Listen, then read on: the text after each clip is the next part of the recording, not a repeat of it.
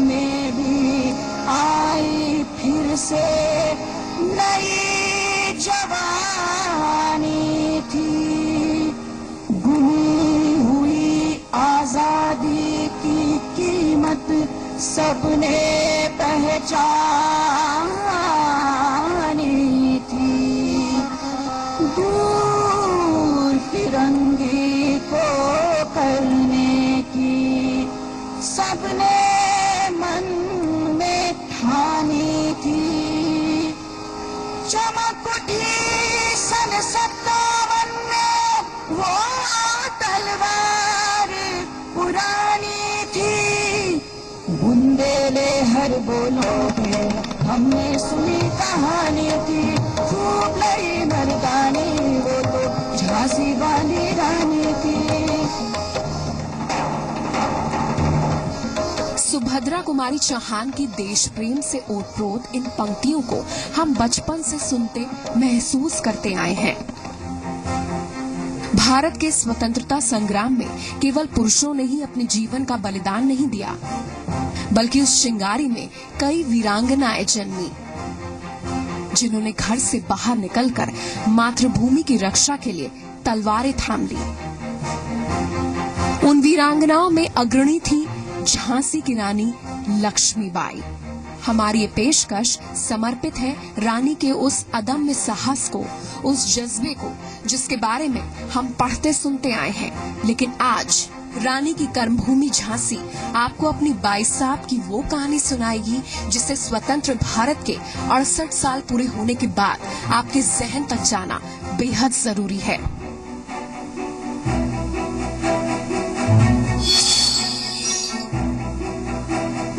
काशी के मराठी ब्राह्मण परिवार में मणिकर्णिका का जन्म हुआ। पिता मोरोपंत तांबे मराठा बाजीराव की सेवा में थे और मां भागीरथी बाई धार्मिक महिला थीं। 4 साल की उम्र में मां का साया उठ गया। तभी से मणिकर्णिका की असली परीक्षा की शुरुआत हुई। पिता उन्हें बाजीराव के दरबार में ले गए, जहां अपनी चंचलता के कारण उन्होंने सबका दिल जीत लिया। कोई प्यार से उन्हें मनु बुलाता तो किसी ने उनका नाम छबीली रख दिया। साधारण कदकाठी वाली सांवली सलोनी मनु के चेहरे पर शास्त्र शिक्षा, वीर गाथाएं सुनकर गजब का तेज दिखता। वहीं शिव भक्ति में लीन होने के बाद एक अजब सी शांति।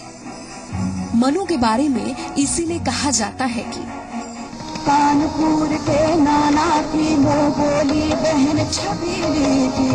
लक्ष्मीबाई नाम पिता की वो संतान अकेली थी।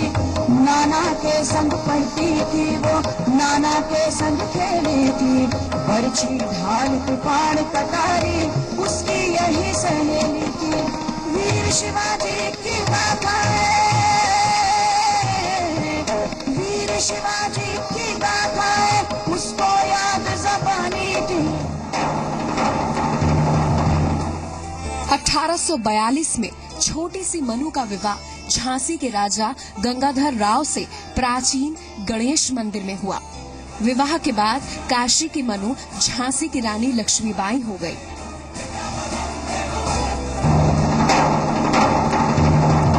जो पंडित गांठ बंधवा रहा था उससे झांसी की रानी ने ये कहा था कि मजबूत गांठ बांधना, खोल ना जाए। वो स्थान जहां रानी का विवाह हुआ आज भी मौजूद है। मराठी समाज के लोगों की आस्था का ये केंद्र है। यहाँ महिलाओं में एक गजब सा साहस है। बाई साहब को वो महिला सशक्तिकरण की मिसाल मानती है।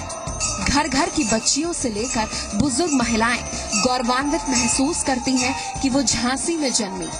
किसी भी शुभ काम की शुरुआत होती है तो महिलाएं सज धज कर श्री गणेश करने इसी मंदिर में आती हैं। क्योंकि मराठा राजा थे तो मराठियों में खास तौर पर इस मंदिर को लेकर सबसे ज्यादा आस्था है। सबसे पहले जो श्री विग्रह है वो अपने दर्शकों को हम यहाँ पर दिखा देते हैं। ये श्री विग्रह में गणेश जी अपनी जो पत्नियां हैं रिद्धि सिद्धि के साथ विद्यमान है और 16वीं शताब्दी से पहले विद्यमान है। यहाँ पर आप देख सकते हैं बहुत ही खूबसूरत सजावट यहाँ पर की जाती है और हर साल सांस्कृतिक और धार्मिक कार्यक्रम खासतौर पर गणेश चतुर्थी पर तो जो माहौल होता है भाव विभोर कर देने वाला होता है। चूंकि हम महारानी लक्ष्मीबाई की यहाँ पर बात कर रहे हैं, बहुत ही अच्छा लगता है कि ट्रेडिशंस को देखना, कल्चर को देखना। और इस तरीके से यहाँ पर आप देखिए कि सास हो गई, बहू हो गई, बेटियां हो गई, ये पूरा परिवार यहाँ पर है। ट्रेडिशनल मराठी नथ, ये देखिए, साड़ी देखिए और ये थाल देखिए जिसमें मोदक है और भगवान को, गणेश जी को जिस तरीके से चीजें यहाँ पर अर्पित की जाती है उस तरीके की चीजें यहाँ पर मौजूद है। ये बताइए, बहुत अच्छा लगता होगा ना, रानी लक्ष्मीबाई विमेन एम्पावरमेंट की वो मिसाल है और आप उस जगह से हाँ, हम यहाँ पर हैं, झांसी में हैं, तो बहुत अच्छा लगता है। अम्मा कितने टाइम से पूजा कर रहे हैं यहाँ? हमें बहुत साल हो गए, हमें तो 40-50 साल हो गए। हम रोज यहाँ पे आते हैं। हाँ। और वो सब लोग आते हैं, महाराष्ट्र में गणेश शाम को जब करते हैं हम लोग यहाँ पे। गणेश जी सोने के हैं, क्या प्रतिमा की खासियत है? प्रतिमा की खासियत ये है कि ये संगमरमर की बनी हुई प्रतिमा है, ठीक है। हाँ।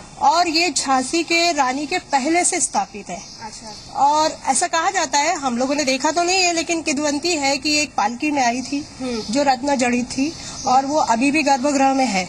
देखिए, किसी ने नहीं ये सुना है। अच्छा, चलिए किस तरीके से यहाँ पर मंगल गान होता है, गीत होते हैं, वो आपको दिखा।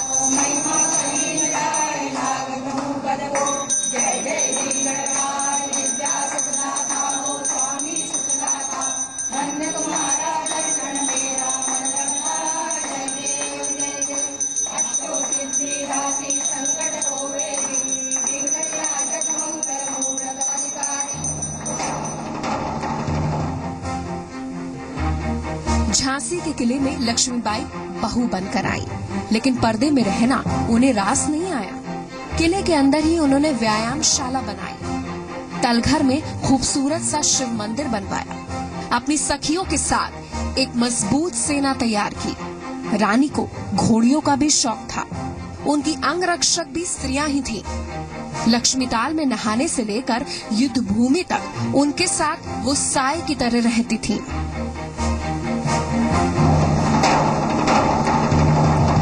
रानी जब युद्ध में जाती थी तो घोड़े का इस्तेमाल करती थी, वैसे वो घोड़ी का इस्तेमाल करती। उनकी सेना में भी महिलाएं थी। उनकी सेना में झलकारी बाई थी, सुंदर थी, मुंदर थी, जूही थी, चमेली था। वो रानी झांसी ब्रिगेड ही उनके नाम से तो अलग ही से रानी झांसी की सेना थी। उनकी जो अंगरक्षक थी वो लेडीज ही करती थी। तभी तो वो अंग्रेज परेशान हो गया जब रानी झांसी यहाँ से निकल गई, तो उसने यही कहा था झलकारी ने कि ये रानी, उस अंग्रेज ने कहा कि ये रानी झांसी तो मैं हूँ। तो घबरा गए रानी झांसी, तो उसने देख के कहा कि नहीं, ये रानी झांसी नहीं, ये झलकारी बाई है। उसको फिर तोप से उड़ा दिया था। रानी की योग्यता के राजा गंगाधर राव कायल थे। कहते हैं रानी निर्भय और साहसी तो थी ही, लेकिन स्वभाव से बहुत दयालु थी। फांसी पर चढ़ने वाले कैदी तक को उन्होंने क्षमादान दे दिया था। एक किस्सा ऐसा भी आता है, बरुआ सागर में एक सागर सिंह डकैत था। उसका बड़ा, बेतवा के उस पार है वो, यहाँ से करीब 22 किलोमीटर। उसका बड़ा जलजला था और लोग बड़े परेशान थे। तो रानी झांसी बड़ी बरसात के सीजन में जब बेतवा बड़ी हुई थी, अपने घोड़े को कुंदाते हुए बरुआ सागर गई। पकड़ लिया रानी झांसी ने, पकड़ के ले आई, कैद कर दिया। यहीं कैद करने के बाद उसी समय ब्रिटिशर्स का आक्रमण की वो हो गई। तो उसने, डाकू ने कहा कि भाई साहब हम आपके साथ लड़ेंगे, तो उसने माफ कर दिया रानी ने। रानी सर्वधर्म समभाव में विश्वास रखती थी। कला साहित्य से उन्हें बेहद लगाव था। उनके दरबार में हर उस शख्स की इज्जत होती थी जो अद्भुत प्रतिभा का धनी हो। रानी ने अपने शौक के लिए किले में पंचमहल बनवाया, जिसमें एक विशाल पुस्तकालय था। रानी के कई लेखन थे, लेकिन इसे बाद में अंग्रेजों ने जला डाला। पहले ये बुंदेली आर्ट था, ये पंचमहल था। लेकिन बाद में अंग्रेजों ने, जब अंग्रेजों का कब्जा हो गया यहाँ, तो अंग्रेजों ने इसको तोड़वा करके और वास्तु शैली ब्रिटिशर्स कर दी। मतलब विक्टोरिया, उसको आप स्टाइल है, इसको इटालियन या स्पेनिश स्टाइल कह सकते हैं, क्योंकि स्पेनिश से भी लोग गए हैं वहाँ का घराना। तो अब ये तो अंग्रेजी स्टाइल हो गया। तो ये यहाँ पे पुस्तकालय भी था जिसको जला दिया। हाँ, यहाँ लाइब्रेरी, यहाँ बहुत बड़ी लाइब्रेरी थी। रानी झांसी को, उनके पति को साहित्य पढ़ने का बहुत शौक था। वे साहित्यकार थे, नाटककार थे, ओपेरा हाउस टाइप वो लोगों से मंची वो कराते थे। तमाम रामायण की कथाएं, महाभारत की कथाएं, वेद की कथाएं। समय बीतता गया और 1851 में रानी को पुत्र रत्न की प्राप्ति हुई, लेकिन संघर्ष का सफर यहाँ थमा नहीं। 4 साल की छोटी सी आयु में लंबी बीमारी के बाद उनके पुत्र की मृत्यु हो गई। पुत्र खोने के बाद भी रानी संभल गई, लेकिन गंगाधर राव शोक सागर में डूब गए। झांसी को एक वारिस की जरूरत थी, इसलिए दरबारियों की सलाह पर रानी ने गंगाधर राव के चचेरे भाई आनंद राव के बेटे को गोद लिया। दत्तक पुत्र का नाम उन्होंने पहले बेटे के नाम पर दामोदर राव ही रखा। कहते हैं कि गोद लेने के दूसरे दिन ही यानी कि 1853 को गंगाधर राव की मृत्यु हो गई।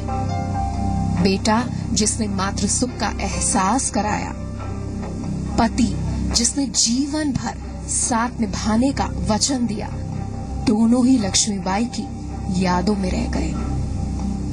रानी को छाती से लगाने वाला कोई न था।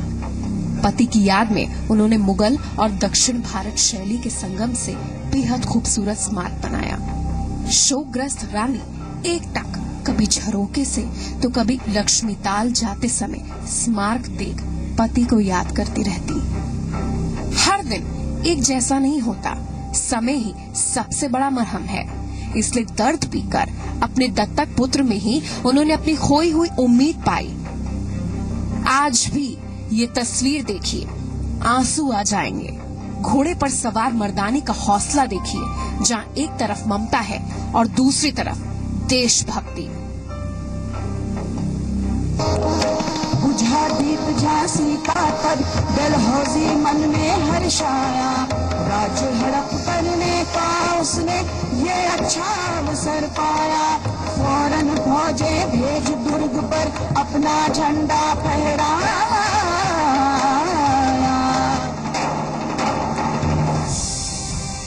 ये वो समय था जब अंग्रेजी हुकूमत पूरे भारत को डिवाइड एंड रूल के जरिए अपनी मुट्ठी में करना चाह रही थी।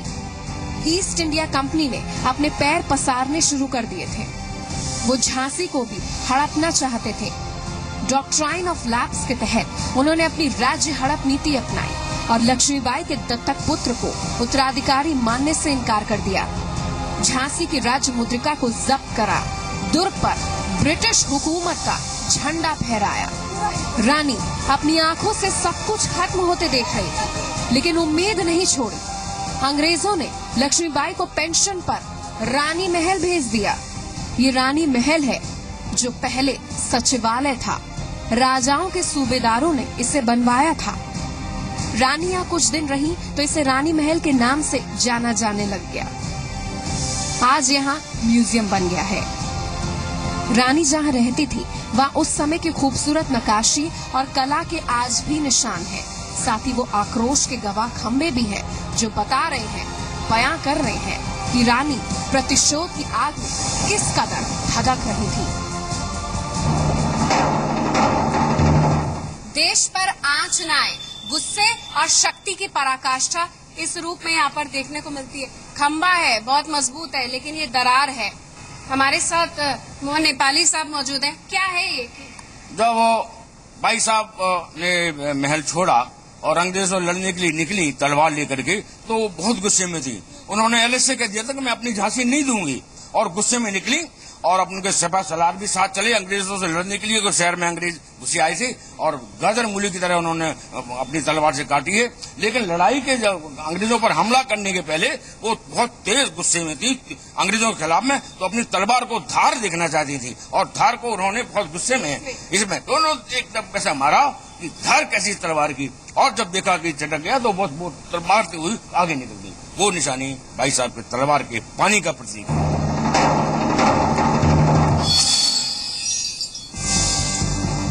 क्रांति का बिगुल बज उठा। ये वो समय था जो रानी की ढाल बना। रानी पूरी तरह तैयार हो गई। मैं झांसी नहीं दूंगी, ये रानी के वचन थे। अंग्रेजों की सेना में बगावत हुई। भारतीय सैनिकों ने धर्म के साथ मजाक कर उनको अंधेरे में रखने के लिए ब्रिटिश सैनिकों को मार डाला। झांसी का झोंकनबाग उस सिपाही म्यूटिनी का गवाह है। भारतीय सैनिकों ने अंग्रेजों को सब परिवार जला दिया। बौखलाए अंग्रेजों के सामने वो तिलिस्म खत्म होता जा रहा था। अंग्रेजों ने साम दाम दंड भेद का इस्तेमाल कर झांसी को वापस पाने की ठानी, लेकिन किले को भेदने में बहुत समय लग गया। रानी, उनकी प्रजा पूरी ताकत से झांसी दुर्ग की रक्षा कर रही थी। उस दृश्य को देखने वाले आज भी उन्हें दुर्गा का अवतार बताते हैं। भाई साहब, उनकी सखियों ने रणचंडी का रूप ले लिया। इससे कई सैनिक तो ऐसे ही कांपकर भाग गए। अंग्रेजी सेनापति ह्यू रोज ने अनुभव किया कि बल से किला नहीं जीता जा सकता, तो कूटनीति का प्रयोग कर बागियों से हाथ मिलाया। किले का एक द्वार खुल गया। अंग्रेजी सेना ने घुसकर लूटपाट और हत्या का तांडव मचाया। दरबारियों की सलाह पर रानी ने कालपी कूच किया। वहां उन्हें तांते तोपे का साथ मिला, लेकिन अंग्रेजों के आगे उनका बल कम पड़ा। देर रात को आगे की रणनीति बनाने के लिए उन्होंने ग्वालियर का रुख किया। ये किले की वो गुप्त सुरंग है जो सीधे ग्वालियर जाती है। सैनिकों ने इस रास्ते से ही कूच किया। झांसी के बाद अब ग्वालियर को चूंकि बचाना था, समर्थन जिसका मिलना चाहिए था वो बागी हो गए। रानी की शक्ति आधी हो गई, लेकिन हौसला दुगना था, क्योंकि वो जानती थी कि वो प्रजा की उम्मीद है। अंग्रेज रानी के पीछे पीछे वहां तक जा पहुंचे। फिर लड़ी गई वो लड़ाई जिसको बयां करने पर रूह कांप उठती है। चारों तरफ खून ही खून था। घोड़े पर सवार रानी महाकाली लग रही थी। कमर पर बेटे को बांध अपनी महिला सैनिकों के साथ तलवार से कत्लेआम मचा रही थी। जो सामने आ रहा था, तलवार की धार उसे बख्श नहीं रही थी।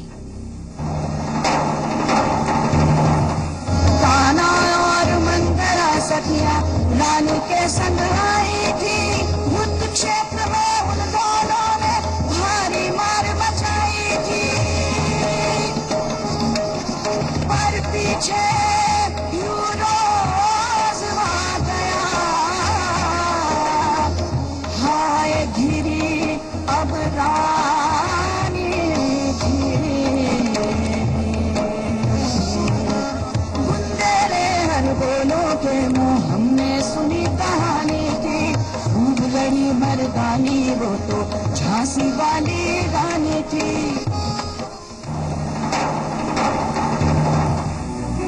अंग्रेजों की चौगुनी सेना के आगे ये बल ज्यादा टिक नहीं पाया।